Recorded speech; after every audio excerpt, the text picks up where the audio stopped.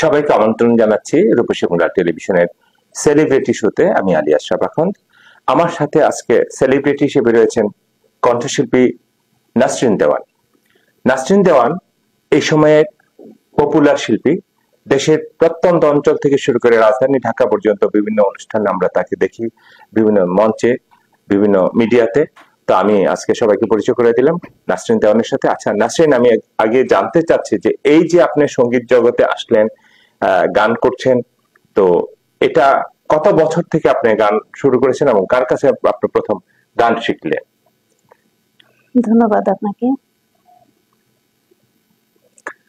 আমি অনেক ছোট থেকেই গান করি। 6-7 বছর বয়স থেকে বাবা ঘরে গান শেখাতো, বাবা নিজে গান লিখতো, তো সেই গানগুলো আমাকে শেখাইতো। আচ্ছা, আপনার বাবা গান করতেন, গান তার কাছে আপনি শিখেছেন। আপনার বাবার নামটা কি আমরা একটু জানতে পারি? আব্দুল করিম দেওয়ান। আব্দুল করিম দেওয়ান, তিনি তো একজন বাউল শিল্পী জি, ছিলেন। উনি একজন বাউল শিল্পী ছিলেন এবং একজন রাইটার ছিলেন। হ্যাঁ, উনি বোধহয় চলচ্চিত্রের কাহিনীও লিখেছিলেন। জি, কাশেম মালার প্রেম। কাশেম মালার প্রেম ছবির উনি কাহিনীকার। আচ্ছা, তো এই যে ছোট থেকে আপনি গান শিখেছেন, গান করা শুরু করেছেন, তো পরবর্তী পর্যায়ে আপনি কখন স্টেজে গান করা শুরু করলেন?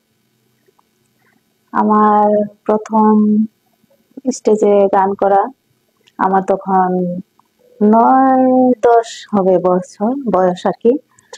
তখন আমি আমাদের এলাকায় শ্রদ্ধেয় শিল্পী নাজমিন গিয়েছিল, তখন সেই মঞ্চে আমি একটা গান করার সুযোগ পাই।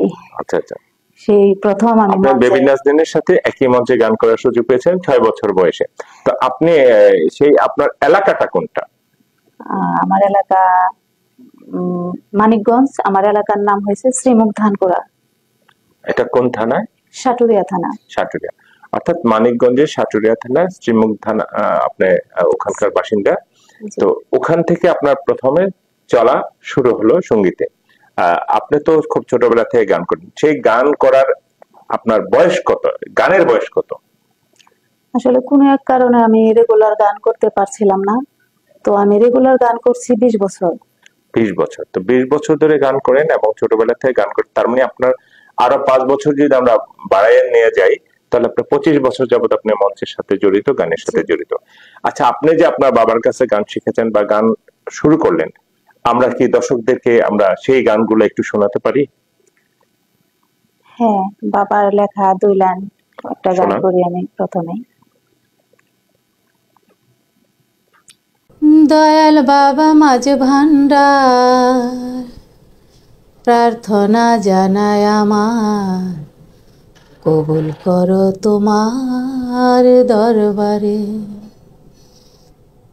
ডুবে যাবে আয়ো বেলা, সাঙ্গ হবে ভবের খেলা, আজরাইল এসে ধরবে আমারে। ওরে দয়াল ডুবে যাবে আয়ো বেলা, সাঙ্গ হবে ভবের খেলা, আজরাইল এসে ধরবে আমারে। বসে আমার বুক মাঝারে পঞ্চ আত্মা নিবে কেড়ে, শূন্য খাঁচা থাকিবে পরে। এই দুনিয়ার মায়া ছাড়ি যেতে হবে আসল বাড়ি, এই দুনিয়ার মায়া ছাড়ি যেতে হবে আসল বাড়ি। তাই তো দয়াল ডাকি তোমারে, কবুল করো তোমার দরবারে। হে কবুল করো, কবুল করো তোমার দরবারে। আপনার বাবার লেখা গান। আচ্ছা, এই সেই মানিকগঞ্জের সাটুরিয়া থেকে উঠে আসা নাসরিন দেওয়ান আজকে দেশের প্রত্যন্ত অঞ্চলে গান করে। এই স্টেজে যখন আপনি গান করতে যান, আপনার কাছে কেমন লাগে? অনুভূতিটা কেমন? আপনি একা স্টেজে, হাজার হাজার দর্শক গান শুনছেন। জি, স্টেজে যখন গান করি আমার খুবই ভালো লাগে। কোন ধরনের গান আপনি বেশি গান করেন স্টেজ গুলাতে? স্টেজে চেষ্টা করি সব ধরনের, তবে ফোকটা বেশি করা হয় যেহেতু ফোকটা সবাই চায় আচ্ছা, এটা। আর ক্লাসিক্যালও মানে আধুনিক গানগুলো করি আমি, আধুনিকও করেন, ফোকও করেন। ফোক করি। আচ্ছা, হ্যাঁ, আমরা কি একটা ফোক গান শুনতে পারি? অবশ্যই। সেই যে গেলে ফিরে আর এলে না, সেই যে গেলে ফিরে আর এলে না, বন্ধুরে তোর মন আমি আজও পাইলাম না শোনা, বন্ধুরে তোর মন আমি আজও পাইলাম না, বন্ধুরে তো দয়া মায়া নাই, এই অভাগিনী বলো কার ছায়ায় দাঁড়াই রে, বন্ধুরে তো দয়া মায়া নাই, এই অভাগিনী কার ছায়ায় দাঁড়াই, যার কাছে যাই শুধু পাই বেদনা, যার কাছে যাই শুধু পাই বেদনা, বন্ধুরে তোর মন আজও পাইলাম না শোনা, বন্ধুরে তোর মন আমি আজও পাইলাম না। আচ্ছা, চমৎকার একটা গান। এটা হচ্ছে হৃদয়ে ছুঁয়ে যায় কথাগুলো, প্রত্যেকটা মানুষের জীবনের গল্পের সাথে আপনার এই গানের কথাগুলো মিলে গেছে। তো আমি আরেকটু আপনাকে প্রশ্ন করি, সেটা হচ্ছে আপনারা যখন রাজধানী ঢাকার বিভিন্ন মঞ্চে বা শিল্পকলা একাডেমিতে গান করেন, তখন তো আপনাদের ওই গানের বিষয়টা একটু অন্যরকম থাকে। তো আপনি এই গানের উপরে উচ্চতর প্রশিক্ষণ নিয়েছেন শিল্পকলা একাডেমিতে শুনেছি। তো আপনি ময়মনসিংহ শিল্পকলা একাডেমিতে যে গানগুলো করেছেন, ওগুলো কি আপনি এখন গান করেন? আসলে ওখানে তো দেখা যায় গ্রামারটাই বেশি ওখানে প্রাধান্য দেওয়া হয়, আচ্ছা। সঙ্গীতের যে গ্রামার গুলো আছে এটাই প্রাধান্য বেশি দেওয়া হয় ওখানে। আচ্ছা, আর গান যে দেশের গান, ফোক গান যখন প্রোগ্রাম হয়, অনুষ্ঠান হয়, তখন যে যেটা পারে, যে ভালো যেটা পারে, সবাই যেটা গায় জি। ওই গানগুলোই তখন পরিবেশন করা হয়। আচ্ছা নাসরিন, আমরা এখন কোন গান শুনবো? এখন আমি একটা আধুনিক গান করব, 2 লাইন শোনাবো, যদিও সাবিনা ম্যামের একটা আচ্ছা, জনপ্রিয় শুনি তাহলে আপনার সেই গানটা। অশ্রু দিয়ে লেখা গানটি। অশ্রু দিয়ে লেখা এ গান যেন ভুলে যেও না, একই বন্ধনে বাধা দুজনে, এ বাঁধন খুলে যেও না, অশ্রু দিয়ে লেখা এ গান যেন ভুলে যেও না, একই বন্ধনে বাধা দুজনে, এ বাঁধন খুলে যেও না, অশ্রু দিয়ে লেখা এ গান। আচ্ছা, আপনি সাবিনা ইয়াসমিনের গান শোনালেন, খুব ভালো লাগলো। এই গানের প্রতি যে দরদ, একটা মানুষের গান শোনার পেছনে বা গান করার পেছনে কিন্তু একটা বিষয় থাকে, যে দরদ দিয়ে গাওয়া এবং কখনো যে ঢেলে দেওয়া, অর্থাৎ দরদ নাই কিন্তু গেয়ে দিল। এই যে দরদ দেওয়ার গানটা, এটা কি আপনাকে ছোট থেকে আপনার বাবা শিখিয়েছেন না আপনার ওস্তাদ যেটা শিখিয়েছেন?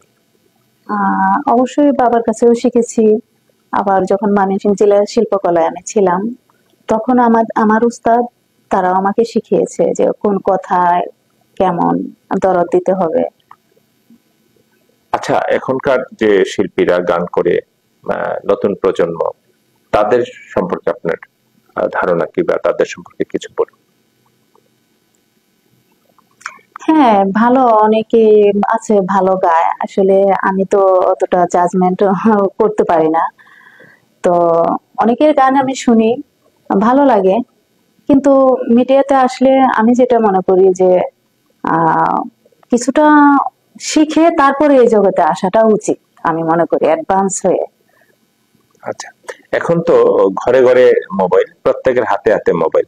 একসময় আমরা বিটিভি পর্দায় বসে থাকতাম যে এখন একটা সঙ্গীত অনুষ্ঠান হবে, গান দেখবো। এখন তো সবাই ঘরে বসে বসে গান করে।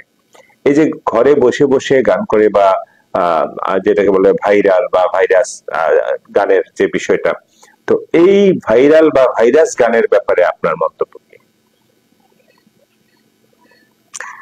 আসলে ভাইরাল জিনিসটা আমি মনে করি যে যে কোনো গান, একটা গান ভাইরাল হলো, তো আসলে ভাইরাল হওয়াটা আমার কাছে তেমন একটা লাগে না, যে ভাইরাল হয়, ভাইরাল হয়ে পরে আর কয়েকদিন পরে তার খোঁজ থাকে না। আমি সেই কথাটাই বললাম যে ভাইরাল থেকে ভাইরাস হয়ে যায়। কারণ হচ্ছে হ্যাঁ, যে ভাইরাস যেমন সবকিছু খেয়ে ফেলে, যারা এক সময় হঠাৎ করে আসে আবার হঠাৎ করে হঠাৎ করে চলে আলোর যায়। ঝলকানির মতো হ্যাঁ, চলে যায়। চলে কিন্তু যায়। যদি শিখে আসে, বুঝে আসে, জি, তাহলে হয়তো তারা অনেকদিন একদম। থাকে। হ্যাঁ, জি, তো এই যে গানের মধ্যে দুটা জিনিস আছে, একটা হচ্ছে হৃদয়ে গেঁথে থাকা, আর একটা হলো হৃদয় ছুঁয়ে যাওয়া। জি, হ্যাঁ, অনেকে বলে যে হৃদয় ছুঁয়ে যাচ্ছে, অর্থাৎ ওই গানটা আপনার বুকের মধ্যে লেগে চলে গেছে, হৃদয়ে ছুঁয়ে গেছে, বুকে কিন্তু নাই, হৃদয়ে নাই। একদম। আবার এমন গান আছে যে গানটা যুগ যুগ ধরে আপনার হৃদয়ে গেঁথে থাকে। হ্যাঁ, তো এরকম কোন গান আছে যে গানটা আপনি স্টেজে করেন, এরকম যে গান মানুষের হৃদয়ে গেঁথে আছে, বা মানুষ ওই গানটা শুনলেই মনে করে হায়, ও সুন্দর একটা গান? আসলে আমি, আমার কাছে নতুন আর পুরান নেই, ভালো লাগার বিষয়টা কাজ করে। জি। সেটা যে নতুনও যদি হয়, সেটা যদি ভালো লাগে আমি শুনি বা চেষ্টা করি গাওয়ার জন্য, শেখার জন্য। তো ওইরকম একটা আপনার ভালো লাগার গান আমরা একটু শুনতে চাই। তো যেমন একটা পুরোনো গান আছে, গানটা অনেক জনপ্রিয়, শ্রদ্ধেয় রোনা ম্যামের অনেক বৃষ্টি ঝরে, গানটা আমার অনেক প্রিয়। আচ্ছা, আমরা একটু শুনে আসি। অনেক বৃষ্টি ঝরে তুমি এলে, যেন এক মুঠো রোদ্দুর আমার দু চোখ ভরে তুমি এলে। অনেক বৃষ্টি ঝরে তুমি এলে, যেন এক মুঠো রোদ্দুর আমার দু চোখ ভরে তুমি এলে। চমৎকার। তো এই গান আড্ডায় আমাদের অনেকটা সময় কেটে গেল। আমরা নাসরিন দেওয়ানের সাথে কথা বলছিলাম এতক্ষণ। তা আমরা অনুষ্ঠানে প্রায় শেষ দিকে চলে এসেছি। আমরা শেষ করব, তার আগে আমি একটু সবার কাছ থেকে বিদায় নিয়ে যেতে চাই, যে যারা আমাদের সাথে এতক্ষণ ছিলেন, যারা আপনার ইন্টারভিউ দেখলেন, আপনার কথা শুনলেন, গান শুনলেন, তাদের প্রতি আমার ভালোবাসা এবং শুভেচ্ছা, অভিনন্দন রইল। এবং আমরা গান শুনতে শুনতে শেষ করতে চাই। এবার আপনি কোন গান শোনাবেন? সাইজির একটা গান করবো, তুইলেন। মিলন হবে কত দিনে, মিলন হবে কত দিনে, আমার মনের মানুষের শনে, আমার মনের মানুষের শনে। ধন্যবাদ আপনাকে। আপনার দর্শকদের জন্য যদি আপনার কিছু বলার থাকে, আপনি তাদের উদ্দেশ্যে কিছু বলুন। দর্শক, আমার জন্য সবাই দোয়া করবেন যেন ভালো গান করতে পারি, ভালো গানের সাথে থাকতে পারি। আপনারা ভালো গান শুনবেন, ভালো গানের সাথে থাকবেন।